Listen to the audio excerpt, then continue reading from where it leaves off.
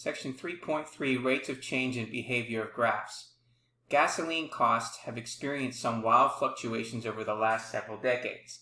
In Table 1, it lists the average cost in dollars of a gallon of gasoline for the years 2005 to 2012. The cost of gasoline can be considered as a function of year. So in the year of 2005, the average cost per year is $2.31. For 2006, the average cost is $2.62 as we move along according to the years. Now, if we were interested only in how the gasoline prices changed between 2005 and 2012, we could compute that the cost per gallon had increased from $2.31 to $3.68 as an increase of $1.37. While this is interesting, it might be more useful to look at how much the price changed per year. So in this section, we will investigate changes such as these. Finding the average rate of change of a function.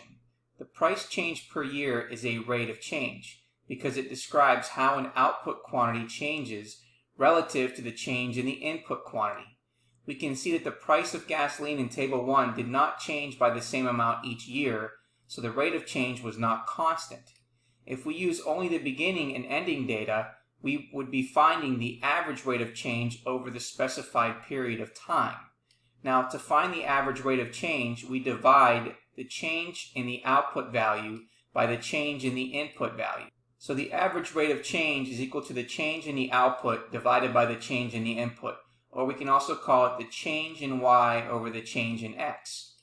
Or we can say y coordinate 2 minus y coordinate 1 over x coordinate 2 minus x coordinate 1. Or we can also say that this is f of x coordinate 2, meaning the output of x2 minus the output of x1 divided by x2 minus x1. Now the Greek letter delta signifies the change in quantity. We read the ratio as delta y over delta x, or the change in y divided by the change in x. Occasionally we write delta f instead of delta y, which still represents the change in the function's output value resulting from a change to its input value. It does not mean we are changing a function into some other function. In our example, the gasoline price increased from $1.37 from 2005 to 2017.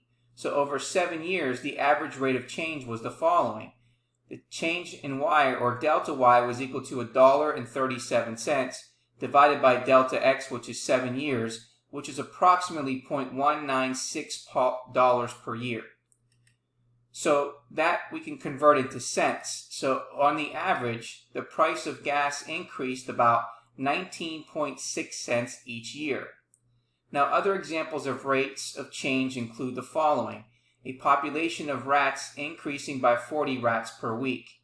A car traveling 68 miles per hour, distance traveled changes by 68 miles each hour as time passes. A car driving 27 miles per gallon, distance traveled changes by 27 miles for each gallon.